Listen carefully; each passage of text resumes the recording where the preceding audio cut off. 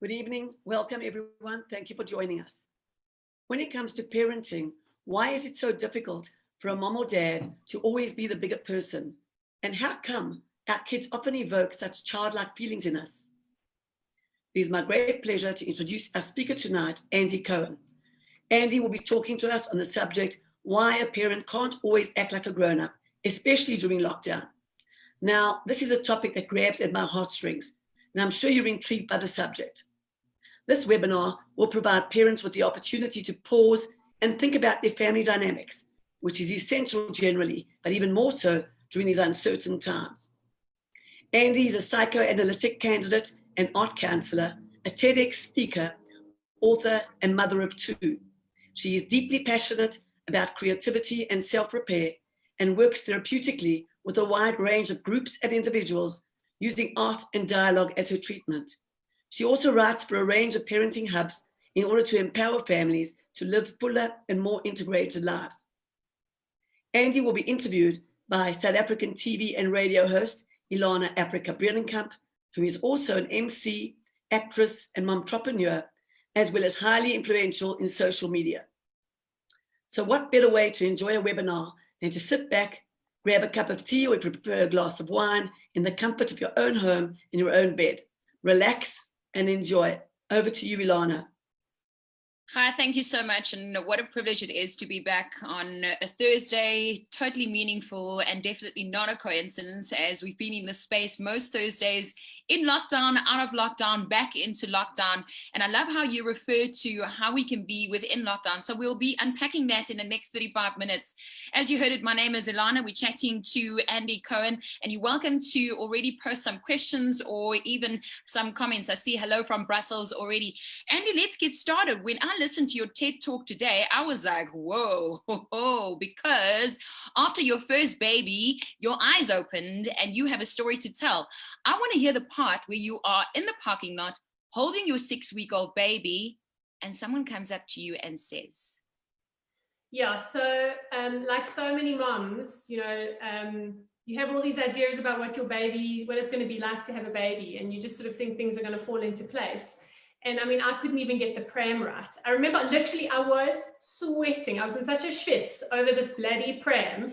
And I'm trying to like get it out the car, and I've got the baby in my arm, and the car seat clicked out, and I'm trying to like wangle all of this and like not drop my child in the parking lot, and I'm like in a proper schwitz. And a mom saw me and came up to me and she said like, what's going on? Are you okay? How old's your baby? And I said like 6 weeks, and I'm like proper flustered. And she said, but just relax, because that means you're a 6-week-old mom as well, and you're not supposed to have it all figured out. And it was a real eye-opening moment for me, because, and I mean, luckily I got that message quite early in the process of being a mom, because it kind of gave me permission to like not know everything, and to actually also have like to be little as well, like to have, to be able to own that littleness about the experience of being a mom. We're talking tonight about why a parent can't always act like a grown-up during lockdown.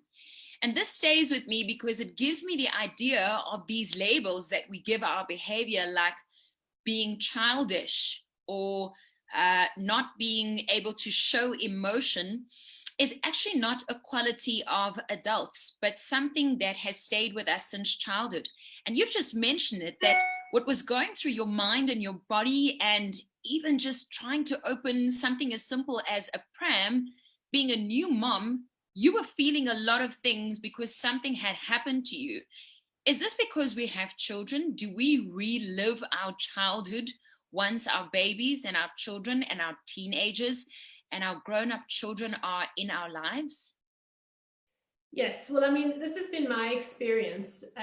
This is the kind of journey that I went on to try and understand what those feelings were, those feelings of vulnerability that would kind of bubble up inside when I was around my baby. And they were feelings that I didn't remember I had them, but they felt very real, So the example that I give in my TEDx talk is that a mom's like a babushka doll. These little guys, these like little wooden figurines that like fit inside each other. I don't know if you can see, if everyone can see that.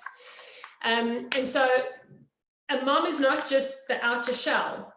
You know, you seem to be walking around like a 30-something or whatever, 20-something-year-old mom, but actually you're so much more than that, because you also are sum total of all the life stages and ages that came before, which means that you've got, you know, 20-year-old parts, teenage parts, 10-year-old parts, toddler parts, and baby parts that are still inside you.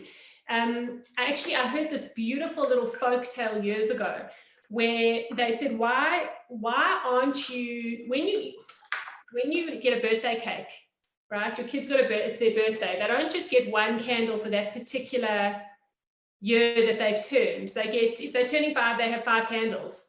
And the reason is because you're not just 5. You're 1 and 2 and 3 and 4 and 5.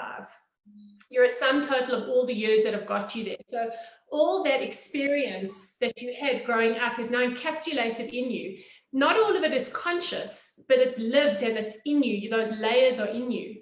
So when you have children, those parts of you have been sleeping. There's been no reason for them to kind of wake up and be reminded that they exist. So when you have children, they suddenly, like, it's almost like a part of you that was unconscious suddenly gets rattled or evoked.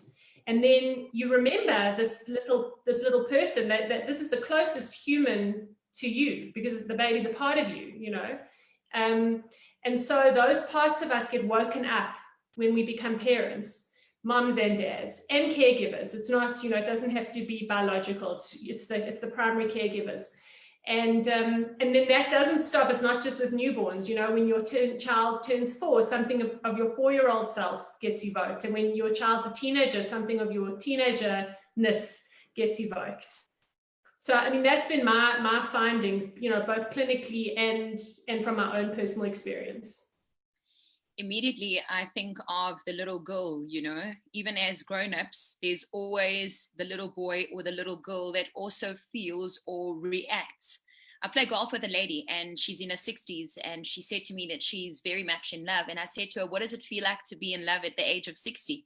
And she said the same it felt like when I was in love when I was in my 20s, because her heart is still the same heart. The only thing that has changed is the outer side of her body.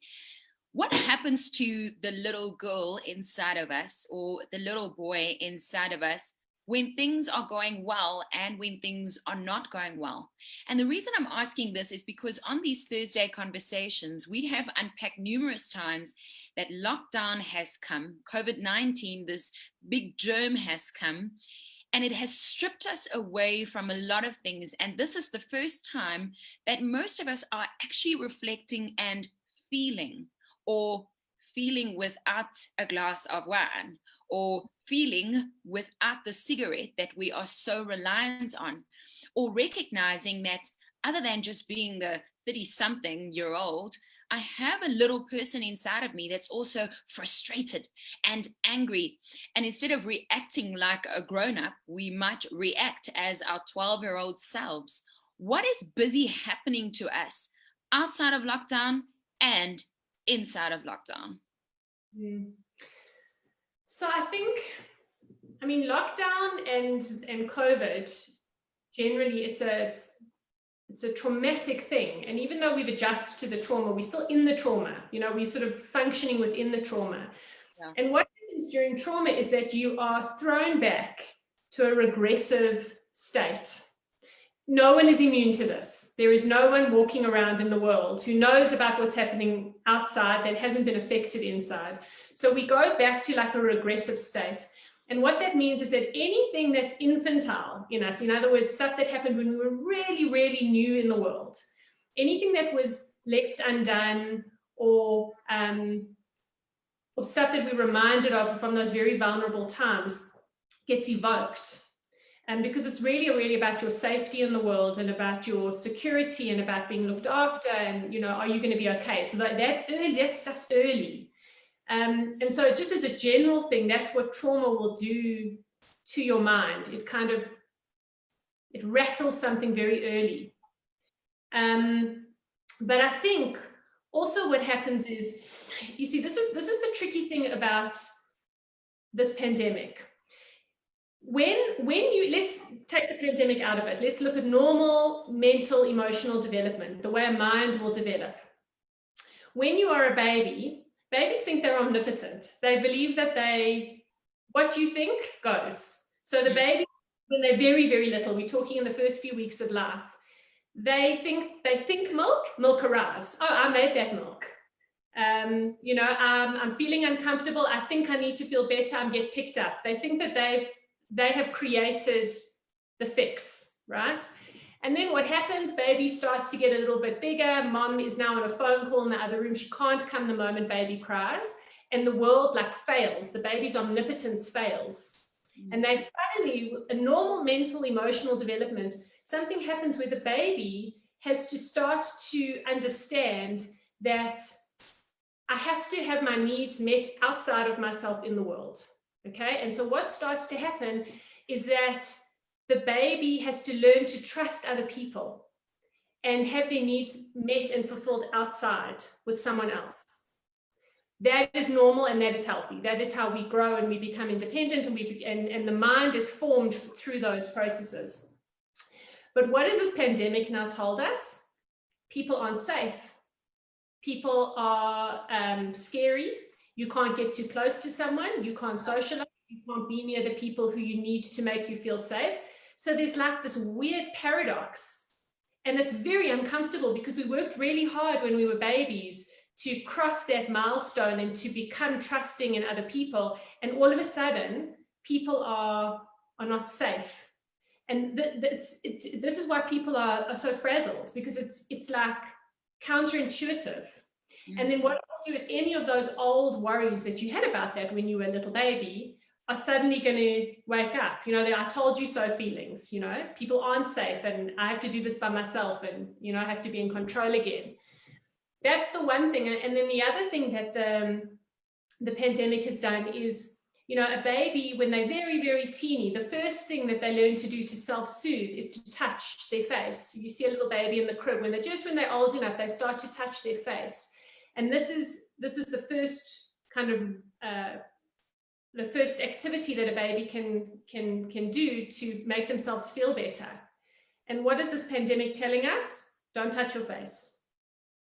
So you're not even allowed. It's all that stuff that like reprogramming, you know, obviously there's the conscious understanding, it's, you know, they're germs and there's concrete reasons for all of these. We're not discounting that, but on an emotional, internal level, it's very confusing. And you are trying to reason with a baby self, which is why it's so hard. If you just tuned in, thank you so much for joining us on the special Thursday. We have Andy Cohen that's chatting to us on our live webinar. You're welcome to post some comments or some questions. We know that we have people tuning in from all over the world, so a warm welcome to each and every one of you. Why a parent can't always act like a grown-up, especially during lockdown, and we're unpacking that tonight. TED Talk speaker and psychoanalyst candidate, she is chatting through it, and we're learning a lot about things that are almost unresolved, and now during lockdown it surfaces, and as adults we're not allowed to react. Why can't we just act the way children do? Why can't we just shout and scream and tell people how we're feeling because we are angry and feeling uncomfortable and unsure, insecure, poor? We've lost our businesses, our health. We've lost people. Why can't we just react? Yeah, there's a lot to react against, isn't there? I mean, I think, well, I'll give you an example. So I had an experience with my daughter a couple of weeks ago during lockdown. She's 8 and something happened and she didn't like it. And she got really, really flustered and crying, and a real meltdown, started throwing things. It was stressful for everyone. Once things calmed down and I could sit down with her and have like a rational conversation, I had previously told her about the nesting doll, the babushka idea. And we sat down and I took the little dolls out and I said to her, now here's the 8-year-old you. I showed her we put 8 of them out and I said, here, the big one is you. But the little girl in your room upstairs who was throwing things was not the 8-year-old. Which one was it? So she chooses, like, I think the 3-year-old one, and she said, Mom, I think this is the one that was so cross, and she really felt like things weren't going her way, and she was really cross and really frustrated, and we kind of unpacked it. And then I explained to her that she's allowed to have those 3-year-old feelings. I'm not saying to her she's not allowed to be cross like a 3-year-old. They're absolutely valid feelings. But she's 8 now. And an 8-year-old can't behave like a 3-year-old. An 8-year-old has words. And we have to find words for the 3-year-old feelings. We can't just throw things around the house. So it was somewhere in trying to, like, oh, it's tough, because it's about trying to, like, manage that balance between being allowed to have all the feelings and to feel all the feelings, but also to have boundaries and to name that stuff and to own that stuff, and not let it get out of control, because we still live in the world, but it's a process, it's a process of I guess, of understanding what those feelings are. You have to develop an emotional vocabulary, especially during a time like this, so that you can't just, because the problem is that rage, that you're talking about, that you want to just throw. That's also about rejecting a feeling, and it's saying, this isn't mine, this belongs out there, and it's thrusting it into the world at a person or at a situation, and that's not metabolized. That's only going to cause more conflict. Well, there's a lot of things that you're naming. I mean, the fact that you want to blame the world for this feeling that you're feeling. And I mean, we've spoken in this space before that if there's a feeling that you're feeling, you can mention it without having to blame or even judging it. I love how you unpack that, even though you're 8 years old or you're in your 30s, that you might feel an emotion that someone that you felt when you were younger, but that you can deal with it differently now that you're older. But don't judge the feeling. You can still be frustrated or feel vulnerable or unloved or feel like someone needs to give you that hug, but we just use a different, what do you call it, an emotional vocabulary. Yeah, exactly. So I mean, having children, we revisit all of those feelings because we see them feel what we are feeling. But as children, we didn't have an opportunity to perhaps deal with it. So let's say in a situation, your child is feeling rage or anger, or your child is really unhappy about something, and you have a knee-jerk reaction and you react to that, what would be a sensible way for a 20-something or a 30-year-old someone to show or to react? How do we treat this outburst or behavior when your child is reminding you of yourself? Oh. the big oi. I mean, I think you got to first recognize it. This is the thing. Like, I think so much conflict happens in the home because you can't recognize your own self in someone else. So the first step is just understanding what's happening here. That the conflict that's happening is not only about this other person. It's because they're evoking something in you. You have to own your feeling. You have to know that this is something that's triggering you. And then somehow, when you know that, the whole situation diffuses. It's tough. It's really hard, but there's a lot of work to be done, and it's often something that needs to be done with someone else, because so much of this is unconscious. So I love what you're saying about work, because this is something that I heard in your TED talk, and I know that this is something that you're passionate about. I'll tell you what happened last week. We spoke a lot around anxiety and depression in the home, how to recognize it, what to do, why not to blame. Do you think that therapy and talking and mentorship is part of us practicing how to deal with our emotions and feelings? Yeah, I think it's about getting to know parts of yourself that you didn't know were there, and then what happens is, then when there are those conflicts, it's not only about conflict, but whenever you see yourself reacting to something in a particular way, you can recognize a part of yourself there. You can say, oh, I'm doing that. I'm trying to have that need fulfilled. And then if it's maybe negative behavior that you're trying to correct, the need might still be there, because I don't believe that your core needs ever really change. But then you can make different decisions in relation to that real life situation that you're in. So I think it's a kind of you're like strengthening a muscle, you know, like it's like working a muscle. And I think that's why, like, I'm a real cheerleader for therapy, because and particularly psychotherapy, which deals with all this unconscious stuff, you know. I was chatting to a good friend of mine who's a yoga practitioner and a psychotherapist, and she said to me, you know, when she says to people that she's been practicing yoga 5 days a week for 15 years, no one bats an eyelid, because it's like normal. You're allowed to meditate and do yoga every day. But when it comes to psychotherapy, if you say you go more than once a month, you know, God forbid, like twice a week, you know, people's eyes like pop out of their heads. They're like, what's wrong with you, you know? But why? Like, why is it okay to work on your body consistently every day, but not to understand your thoughts and your feelings? Like, you live in them. So why wouldn't you? And I think there's a real stigma against knowing our feelings and talking about them. And, you know, like you were saying, and you and your Al-Qaedish were saying last week, that the pandemic has brought mental health into the forefront, because suddenly people really need to offload what's happening for them. But I think we can only blame society to some extent, because I think what society, this idea that it's not okay to need to talk about your feelings, is actually also echoing a little voice inside that doesn't really want to know. Because I think there's a huge, and it's a natural part of every mind as well, to have huge resistances in place, because you think that those are protecting you. And to some degree they are. People will go mad if you don't have resistances in place. But not all your resistances are serving you anymore, because you might have put them up when you were 18 months of age, because you drew a certain conclusion that you got wrong.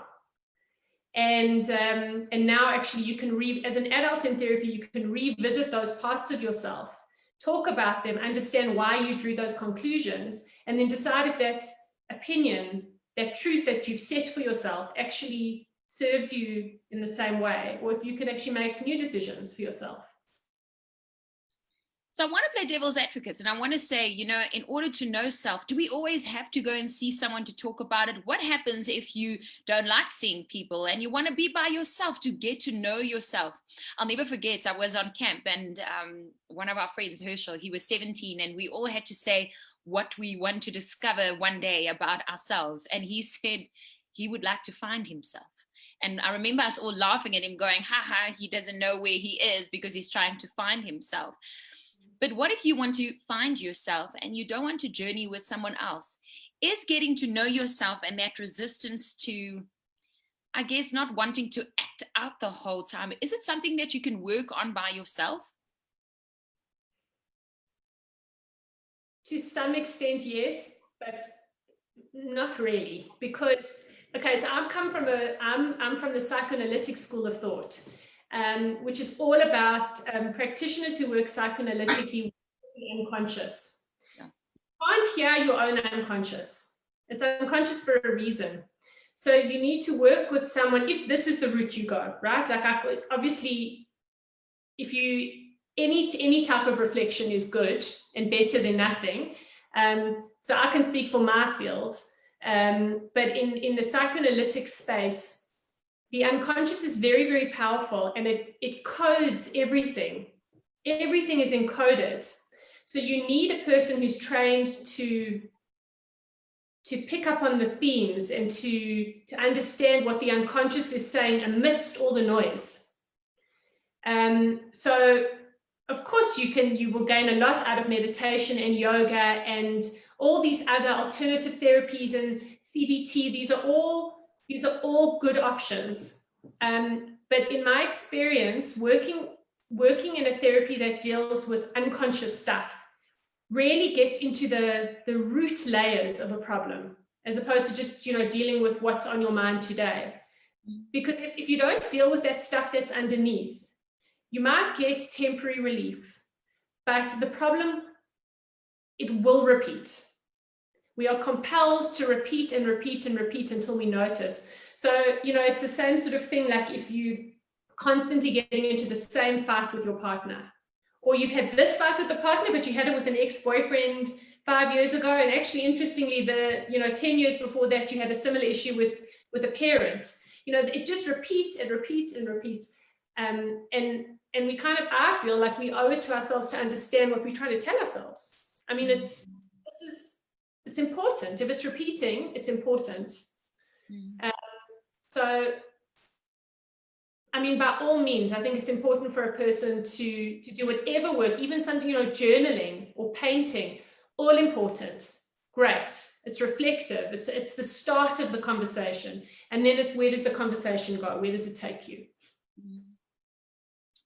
Well, if it repeats itself and it keeps repeating and keeps repeating, there is definitely work to be done. Andy Cohen that's chatting to us tonight, you're welcome to post your questions. So warm welcome if you just joined in. I can see that there's a few eyes that have just joined us. Thank you so much. We're chatting about why a parent can't always act like a grown-up during lockdown. We didn't say shouldn't always act like it, we said can't. I want to stay with the yoga thought. I enjoyed what you said when you said, you know, you tell your friends that I'm doing some meditation and I'm doing some yoga, and everyone goes, oh, that's so wonderful. What's your mat looking like? And then you say that you're in therapy and everyone has the shock of their lives as if there's something wrong with you. Why is it hard? Because self-work is valuable and you journey with self, but it's tough. Why is it so hard to recognize that you need help and to work on self? Why is it so tough? Well, it might mean that something needs to change. And we don't like change. No. You know, even the things that are bad for us, we're very committed to them. You know, like it's like a kind of a blankie, you know, like it takes a lot of work, and also it can actually be quite painful because you have to mourn something and you have to get over something. It's hard work. Therapy's hard. Working on yourself is very hard. I'm under no illusions about it. And I never, you know, when people come see me and they say, you know, I need an answer, like, how quickly can we sort this out? I'm like, how much time have you got? Because I never put anyone under the illusion that this is easy, quick work. I mean, to train as a psychoanalyst, you have to be in your own analysis at least 4 days a week for years. I mean, some people are in analysis for 10 years. I mean, it's a lot of working on yourself, but it's because the process is hard. And in the analytic field, we recognize that to be left alone with your own stuff is very difficult. And so, Freud described the process as being, you know, like if you were to take a rock and gently dust away at the layers with a feather, that's how gentle we work. It's a really gentle, but a slow and hard process. Because the stuff is hard and it's hard to let go of something you've always known and believed. It's very difficult, but so rewarding. If you can. So speaking of which, and you just said now that it's rewarding, and I want to know how. Is it not just easier to mask it? You know, literally mask it. See what I did there? Is it not just easier to surround yourself with people who will love you the whole time and accept your bad behavior, because sometimes you act out and all the other times you're actually really pleasant? Is it not just easier to just have the wine, or on a Friday night just have more and mask the feelings that you are feeling because self-work just sounds too hard? Yeah, and I mean, I think people are doing that. I think people do that all the time. It's a choice, I think, you know. And I suppose it's you know, will the people in your life stand by you with that, and then it works for them and their dynamics. You know, we all sort of, it's like a symbiosis. The people that you surround yourself in, your stuff locks in with my stuff. You know, some people don't want to always have someone be nice to them. We're complicated. So it's also about understanding those dynamics. And that's why in my TEDx talk, I talk about that dynamic between us. It's about something that is evoked in you through another. And our kids, because they are part of us, are so evocative. You can't just say, oh, it's them, it's not me. That's why, you know, I think mothers also, we take our parenting, like our mothering, so to heart. Like, you feel like you're a terrible person when you fail your child in some way, you know. And I think it is because it's personal. It is literally personal. It is of us.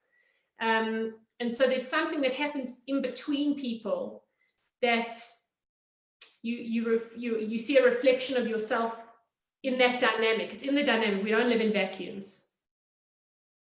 And you can see what happens when you do live in a vacuum, right? The pandemic has done that. It's put us all into vacuums. And then can you see how evocative that is? You know, now you're stuck with the people who you're closest to all the time, and you can't escape what comes up between you. You can't distract yourself with a meeting or going to the gym, or, you know, you can't drop your kid at school for 9 hours, you know. We have to actually sit and 9 deal. hours? Where's that school? Wishful thinking, I don't know. There's someone who's watching tonight and someone who's listening tonight who needs something to carry them through, because we don't know what the president is going to say on Saturday. There's some people that has this childhood rage that you just want to shout and tell people how you're feeling, you know, head to Facebook and just blame people and speak out. What kind of advice would you give to us to carry us through, other than prayer and our important family on the phone and Zoom calls? What kind of advice can you give someone who is during this lockdown, who is really struggling with that inner child that is raging at the moment and that really wants to speak out and they actually just don't know where to go? I mean, I suppose my answer is probably obvious, just given what I've said, but I think it's to find a place to have those conversations, because there's something really important about that need. And I think, you know, you're touching on something really important. Like, the world is volatile right now, all over the world, you know, socially, politically. The world is, never mind the pandemic, it's everyone is so heightened and so volatile. And you visit Facebook and there are rants, and, you know, people are hectic. And I think it's because they need somewhere to put it. You know, you can't run away from this stuff completely, you'll implode. So my advice is always to find somewhere to put it, with someone that you can, and in a productive way, in a way that you can metabolize what's actually underneath what's going on. We can rage against the government all we want, but it's not really about the government. That's a place to put it. So my suggestion is always to put it into the hands of someone who can help you really think about it and understand it, because, it's so much more interesting than you think it is. Well, it is very interesting because we're getting to know ourselves. One of the things that I've learned during lockdown is that other than just being empathetic with other people, you're going to have to show some empathy to self. And one of the things that's going to help us as a nation and as people who love each other is to listen. And it will take a long time to understand self. Andy Cohen, you're doing other stuff as well, and I want to know about it before we conclude tonight. www.andy-cohen.biz. She's starting something for all of us. What are you starting? Well, at this point, so I see people in private practice, you know, in one-on-one psychotherapy, but I'm about to start a group for pregnant women. So if there are any pregnant ladies out there who are keen to think about their relationships with their unborn babies, or their relationships with their babies in relation to the existing family that's already out in the world, I'm trying to create a safe, small online space where we can meet weekly and just think about what is coming up in you already. Because my feeling is that if you can understand that, and if you can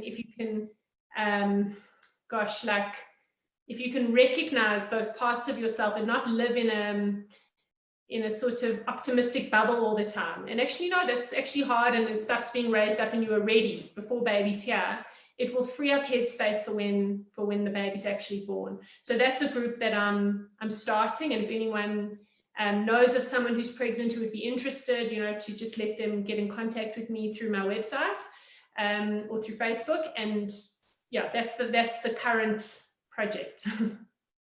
Well, other than her current project, if you want to know where to find her, just Google Andy Cohen, otherwise www.andy-cohen.biz. if you just tuned in and you missed some of it, you have to rewind, because we've been talking about a lot of things. Why a parent can't always act like a grown-up during lockdown. And I think you answered it, to have conversations and to chat through it. Annie Cohen, this has been fantastic.